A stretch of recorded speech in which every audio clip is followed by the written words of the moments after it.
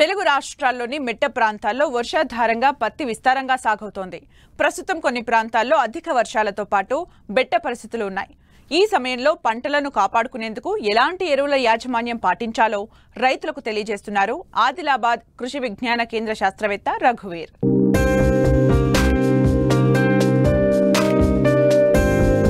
తెలుగు రాష్ట్రాల్లో ప్రస్తుతం పత్తి 20 నుంచి 45 రోజుల దశలో ఉంది. ఈ ఏడాది పత్తి రైతులు అనేక కష్టాలను ఎదుర్కొన్నారు.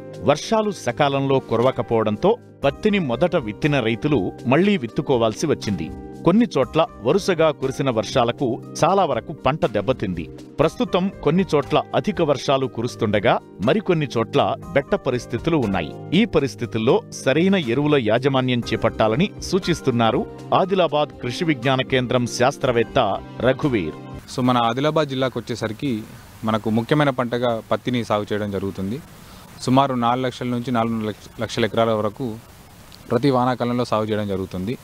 ఈ ప్రస్తుతం ఈ వాతావరణ పరిస్థితి మనం చూసుకున్నట్టయితే ఎరువుల యాజమాన్యంలో చాలా ఇబ్బందులు ఎదురవుతున్నాయండి. సో ఏదైతే మనము భూమి నుంచి పంటకు మనం అందించే ఎరువులు ఏవైతే ఉంటాయో యూరియా కానీ మ్యూరేట్ ఆఫ్ పొటాష్ వీటిని ఎక్కువ పదునున్నప్పుడు అంటే ఎక్కువ పచ్చి ఉన్నప్పుడు మనం వేయలేకపోతున్నాం. కాబట్టి రైతు సోదరులు ఏం చేస్తారంటే వాళ్ళకు సమయం దొరికినప్పుడు అంటే వర్షం లేనప్పుడు పైపాటుగా 19-19-19 లేదా 20-20-20 కిలోల ఎన్పీకే ప్యాకెట్స్ ఉంటాయండి.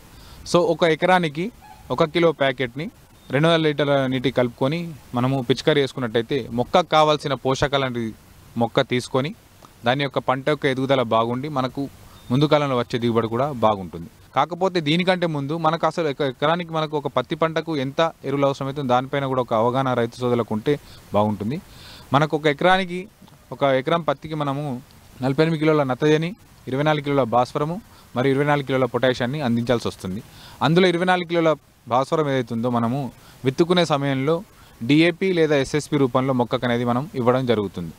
దాని తర్వాత ఏదైతే మనకు 48 కిలోల నత్రజని మరియు 24 కిలోల పొటాషియం ఏదైతుందో దాన్ని ఒకేసారి కాకుండా 4 సమభాగాలుగా చేసుకొని విత్తిన 20 రోజులకు 12 కిలోల నత్రజని దాంతోపాటు 6 కిలోల పొటాష్, మళ్ళీ అక్కడ నుంచి 20 రోజులకు అంటే విత్తిన 40 రోజులకు 12 కిలోల నత్రజని 6 కిలోల పొటాషియం, మళ్ళీ అక్కడ నుంచి 20 రోజులకు అంటే 60 రోజులకు 12 కిలోల నత్రజని 6 కిలోల పొటాషియంను మళ్ళీ మిగిలిన 12 కిలోల నత్రజని మరియు 6 కిలో పొటాషియం 80 రోజులు విత్తిన 80 రోజులకు అందిస్తే పత్తి మొక్కకు ఏదైతే మన పత్తి పంటకు కావాల్సిన పోషకాల్ని అది సరైన సమయంలో తీసుకొని పంట యొక్క మంచి ఎదుగుదలకు మరియు దిగుబడికి దోహదాన్ని అందిస్తుంది.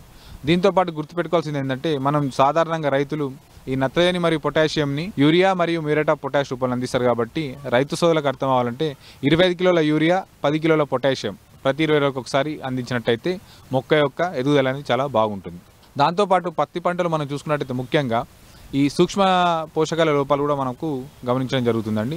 ముఖ్యంగా అందులో చూసుకున్నట్టయితే జింక్, మెగ్నీషియం మరియు బోరాన్ సూక్ష్మ పోషకాల లోపాలు అనేవి చాలా తరచుగా కనబడుతూ ఉన్నాయి. ఈ ఒకవేళ జింక్ యొక్క సూక్ష్మ పోషకం లోపం వచ్చినట్టయితే మొక్కల యొక్క కణుతుల యొక్క దూరం తగ్గిపోయి పంట ఆకులని చిన్నగా మారిపోతాయి.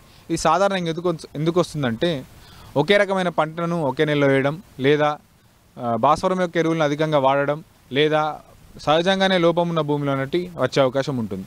సో దీని నివారణకి ఏంటంటే 2 గ్రాముల జింక్ సల్ఫేట్ 1 లీటర్ నీటికి కలుపుకొని పైపాటుగా పిచికారీ చేసుకున్నట్టయితే ఆ లోపాన్ని మనం సవరించుకోగలుగుతాం. దాంతోపాటు మెగ్నీషియం లోపం కూడా చూసుకున్నట్టయితే దీంట్లో ఏమవుతుందంటే ముదురు ఆకుల అంచులు ఏవైతే పసుపు రంగులోకి మారిపోతాయి, తర్వాత ఏమవుతుందంటే పూర్తిగా ఎర్రగా మారిపోయి రాలిపోతుంటాయి. సో దీనికి కారణం ఏంటంటే మనము ఈ మెగ్నీషియం లోపం ఉండడం ఒకటి, లేదంటే పొటాషియం ఎరువులను కూడా అధికంగా వాడడం వల్ల ఈ యొక్క మెగ్నీషియం లోపం కూడా మనము గమనించడం జరుగుతుంది. దీని నివారణకు 10 గ్రాముల మెగ్నీషియం సల్ఫేట్ని 1 లీటర్ నీటికి కలుపుకొని వారం వ్యవధిలో 2 సార్లు లేదంటే 10 రోజుల వ్యవధిలో 2 సార్లు పిచికారీ చేసుకున్నట్టయితే మనం మెగ్నీషియం లోపాన్ని కూడా అధిగమించుకోవచ్చు. దాని తర్వాత బోరాన్ లోపం వచ్చినట్టయితే మనకు ఈ పూత మరియు పిందె రాలడం అనేది జరుగుతుంది. సో దీని నివారణ కోసం ఏం చేస్తామంటే 1.5 గ్రాముల బోరాక్స్ పౌడర్ని 1 లీటర్ నీటికి కలుపుకొని 10 రోజుల వ్యవధిలో 1 నుంచి 2 సార్లు పిచికారీ చేసుకొని మనం వీటి యొక్క నివారణను సవరించుకోవచ్చు.